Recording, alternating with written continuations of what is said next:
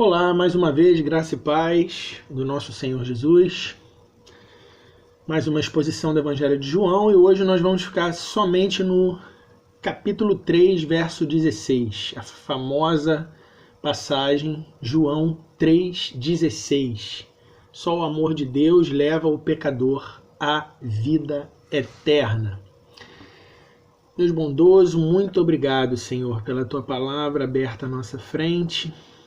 Que os nossos pecados não impeçam de compreendê-la, que o Senhor, na exposição da Tua palavra, deste verso e de alguns outros que jogarão luz sobre ele, o Senhor fale conosco, nos mostre o Teu plano de salvação.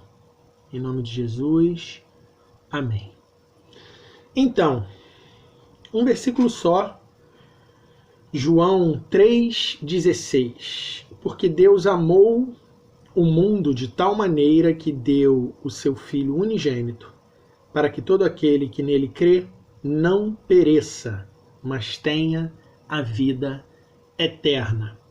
Nesse verso, João narrou o ensino de Jesus que tem sido a base de todo o Evangelho. O centro da palavra de Deus está aqui. Durante a história da igreja, poucos versos foram tão lidos e recitados como esse aqui. Talvez ele seja o mais conhecido da Bíblia Sagrada. Acerca desse versículo tem sido dito que é um pequeno evangelho. Lutero disse ter nele o evangelho em miniatura. Ele, sozinho, resume o plano de salvação. Resume o motivo e o propósito de Deus de a Bíblia ter sido escrita. Resume o ser de Deus, o homem, o pecado, a salvação e a eternidade. Bom, a gente vai explodir esse versículo nas expressões que ele possui. Porque Deus amou o mundo. Há pontos importantes aqui, só nessa recitação. O Criador amou a criatura porque Deus é amor. 1 João 4, versículo 8. Deus, o Senhor de todas as coisas, se importou com o pecador e desejou tirá-lo de trás das árvores e de seus aventais egoístas. Gênesis 3, do versículo 8 ao 10, a manifestação da graça já em Adão, onde Deus foi buscá-lo. Adão não sabia retornar sozinho. Não fosse o amor incondicional de Deus, todos os homens ainda estariam nesse estado de pecado. Outro ponto a destacar nesse trecho é que só uma pessoa pode amar. Logo, Deus é um ser pessoal e não uma força, como muitos dizem. O terceiro ponto é que o amor é a base do Evangelho.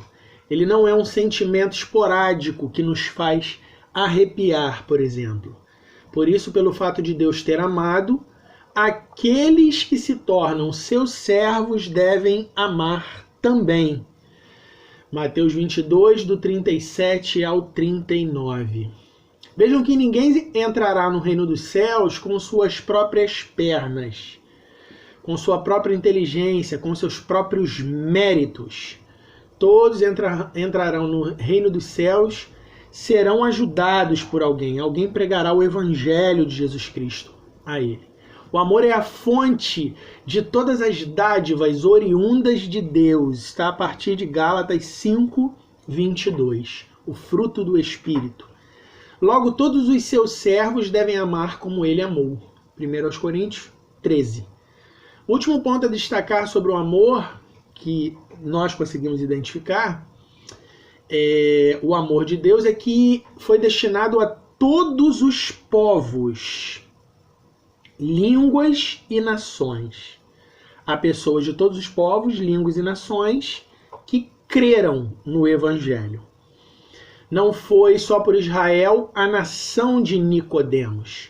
Havia muitas profecias no Antigo Testamento de que Deus faria um povo para si retirado de várias nações. O próprio chamado de Abraão já revelara isso. Gênesis 12, de 1 a 3. O texto de Amós 9, 11 e 12 é um exemplo disso.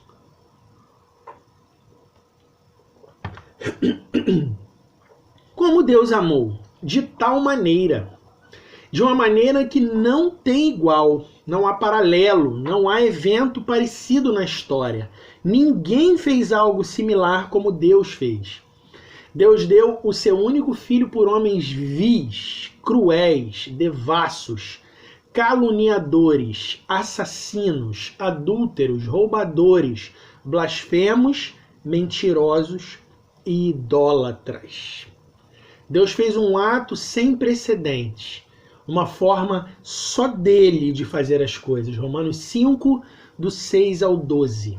Contemplemos quão grande amor de Deus e nos maravilhemos por ele ter feito tudo isso por homens tão indignos como nós. Tal maneira que deu o seu Filho unigênito. O que significa a palavra unigênito? Único filho de mesma natureza. O filho legítimo que tem a mesma identidade que o Pai tem. Há uma simbologia no Antigo Testamento que apontava para Deus Pai e Deus Filho. Abraão e Isaque, Gênesis 22, versos 1 e 2. Unigênito significa dizer que a relação entre o Pai e Jesus é desde a eternidade. Ele e o Pai sempre foram um. João 10, verso 30. Para que tudo isso? Para que esse amor de tal forma? Para que todo aquele que nele crê não pereça. O pecador nasce num estado de condenação e por isso perece. O que é perecer? É a morte eterna. É a segunda morte. É a separação eterna de Deus. É um estado que nenhum homem jamais experimentou aqui nessa terra. Porque a igreja está aqui, o remanescente de Deus está aqui. Mas um dia todos aqueles sem Cristo estarão num estado eterno sem Cristo. Quem não crer em Cristo já está, é o que o texto nos diz, condenado à morte eterna. Ou seja, perecerão no grande trono branco. Há uma heresia que circula, inclusive em igrejas, de que pelo fato de Deus ser amor, no final ele terá misericórdia de todos e por isso todos serão salvos por ele. Ele harmonizará todos à sua volta. Isso se chama universalismo. Isso é uma corrente diabólica que muitos que se dizem cristãos estão disseminando isso. Já conversei com pessoas que não creem que haverá condenação. Inclusive dentro da igreja, essas pessoas pensam assim.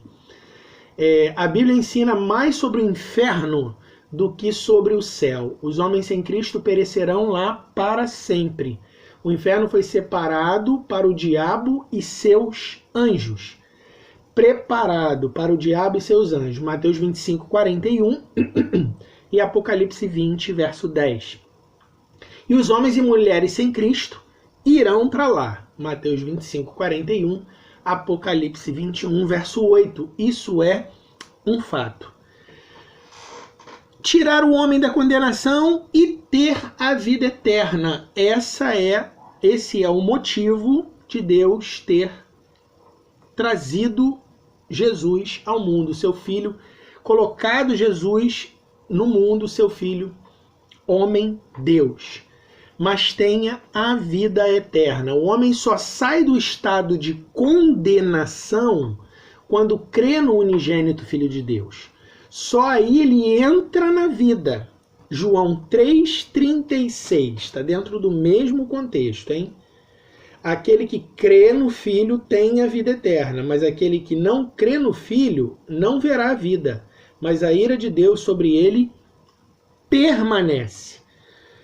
Onde sempre esteve. Vejam que a pessoa que não creu em Cristo, não é que ela será condenada, estará debaixo de condenação no futuro, não. Ela sempre esteve.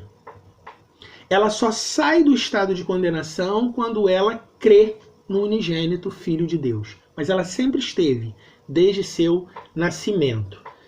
Outro texto, João 5, 24. Na verdade, vos digo que quem ouve a minha palavra e crê naquele que me enviou tem a vida eterna. Logo, quem não crê naquele que enviou e nem em Cristo não tem a vida eterna.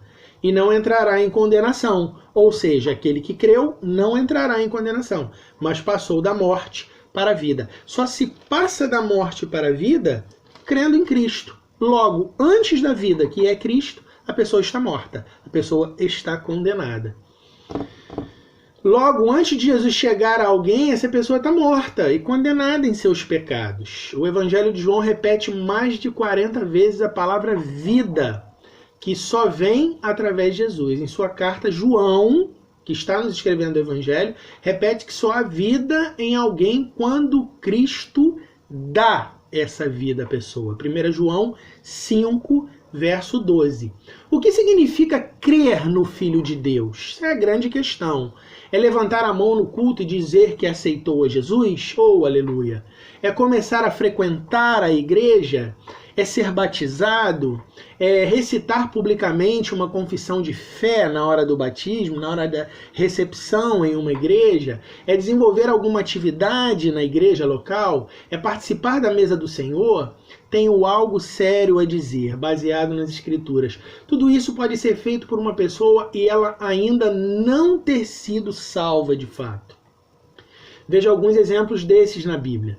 Pessoas que inclusive encaminharam por um bom tempo no meio dos cristãos, mas os próprios apóstolos reconheceram que não tinham parte com a fé cristã. Atos 8, do 18 ao 24, 1 João 1, 18 a 20, de pessoas que abandonaram a congregação, abandonaram a reunião de crentes, ou tiveram algumas atitudes que não são cristãs. Até o próprio Judas, que andou com Jesus, é um exemplo desses. João 6, 70 e 71. Leia essa passagem para compreendermos quem de fato Judas era, mesmo andando com os apóstolos, mesmo andando com Jesus. O que significa crer, então, no Filho de Deus? Essa não é uma pergunta fácil de ser respondida. Eu diria que de fácil ela não tem nada. É muito difícil aferir a conversão de alguém. Mas isso não nos habilita a deixar as coisas correrem frouxas na igreja, com o discurso de que não podemos julgar as atitudes e reações das pessoas. Às vezes nós não queremos julgar porque gostamos da pessoa. Se o mesmo problema fosse com outra, nós julgaríamos sim. Somos parciais. É muito importante observarmos os frutos que uma árvore dá, tentar perceber se houve mudança nas ações e reações daquela pessoa. Gálatas 5, do 16 ao 22. A doutrina da salvação diz sim que os que creem devem verbalizar, falar essa crença. Deve confessar a fé em Jesus publicamente. Romanos 10, do 9 ao 21. É bom que esse texto seja lido inteiro. A fé precisa ser dita, sim. Nessa passagem é um bom começo para o nosso entendimento sobre a salvação do pecador. Ela fala sobre a pregação do evangelho bíblico, o reconhecimento por parte do pecador de que precisa de Deus, e a salvação por parte dos que creem nessa pregação. O problema é que muitas vezes nós não analisamos o coração de uma pessoa. Meu Deus, como olhar dentro dela? Nós só ouvimos a voz de quem diz que quer Jesus. Ele aceitou Jesus, que maravilha, que bênção. Mais um no reino de Deus, a festa no céu, porque ele levantou a mão ao fim de uma pregação. Em 2 meses ele se batiza. Em 3 meses ele já está tocando um instrumento, dando saudação no púlpito ou de gravata na porta da igreja. Isso é bastante comum. Com 6 meses, essa pessoa é consagrada ao diaconato porque é bem articulada, ou fala bem, ou infelizmente muitos deixam isso, porque tem um bom dízimo. E com 1 ano ela começa a dar trabalho por falta de submissão. Parece que o sonho acabou, né? A igreja não olhou o coração. Isso é simples, mas muitas vezes não se faz isso. Ela só olhou o exterior. Ela só olhou levantando a mão, choro, rasgou a veste, aquelas coisas. Tem muita gente que sabe bem o que crente gosta de ouvir. aprende um evangeliquez, aprende a se vestir como tal e passa a fazer parte de uma comunidade, e aquilo vai se tornando comum, e eu olho só aquilo externamente e acho que houve conversão. Eu não olho o coração. Por isso essas pessoas vão prosperando na igreja até darem trabalho. Mas então quem pode sondar o coração de uma pessoa? Meu Deus, como é difícil. Como saber se uma pessoa de nosso convívio já experimentou de fato o novo nascimento? Nenhum homem é capaz de ir ao interior de outro.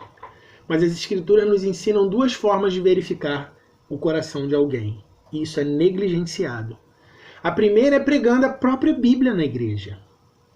Ela, a palavra de Deus, é mais cortante do que qualquer espada de dois gumes. Hebreus 4, versículo 12. Ela penetra nas intenções do coração.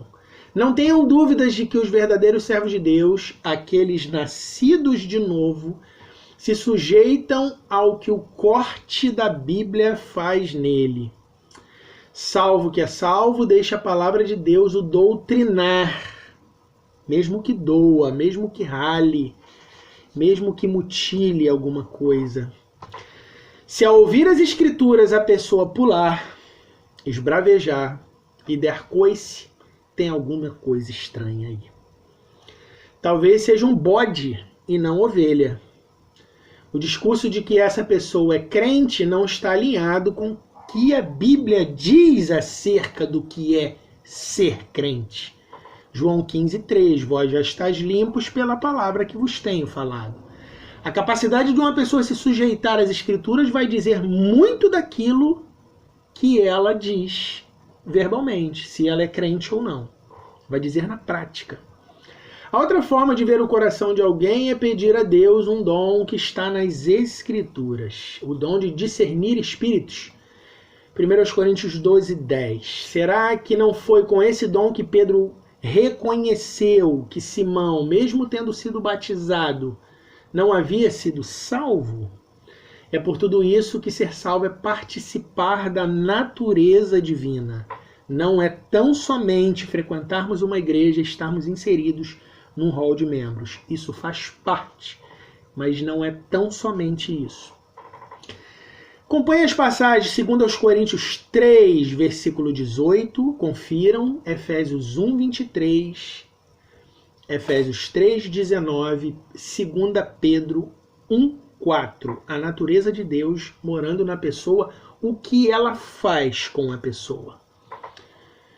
Voltando ao assunto crer em Cristo para a vida eterna, nesse verso, assim como no anterior, no 15, que estudamos no último estudo, há um importante ensinamento de um subtópico, de um subitem da doutrina da salvação, a expiação, que nós já tratamos no versículo 15.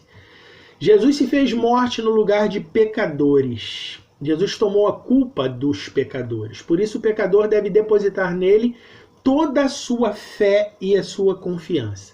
Só tem paz em Cristo, aquele que creu de fato nele. Esse verso está ligado aos dois anteriores, em que Jesus faz alusão à serpente no deserto levantada para curar as picadas das víboras por causa da desobediência do povo. Passagem de Moisés, passagem da lei. Isso é muito importante. Para sermos curados de nossa vã maneira de viver, devemos depositar no Jesus crucificado toda a nossa confiança. O homem só pode ser curado através dele, e não é uma cura no corpo. É a cura da alma, é a cura da mente, é a cura do coração, é a cura de nossas imperfeições internas que só Jesus vê. Só Ele pode curar. A vida eterna começa aqui e leva para o céu de glória. Aleluia. Deus nos abençoe, que esse estudo nos molde a imagem de Cristo, que foi para isso que Ele enviou, que Deus enviou o seu Filho, para que tenhamos a vida eterna e comecemos a apresentar essa vida eterna a todos aqueles que nos veem. Amém.